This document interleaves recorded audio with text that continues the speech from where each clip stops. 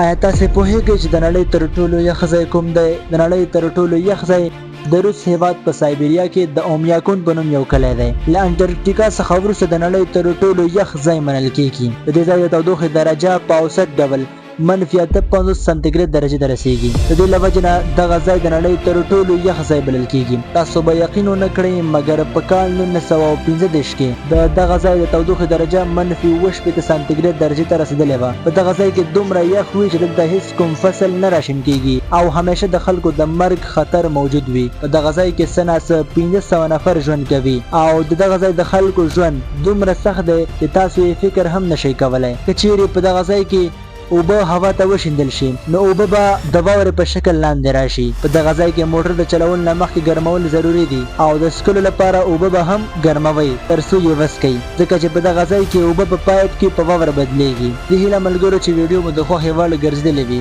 په یوه بله ویډیو کې سره ګورو. د الله په امان.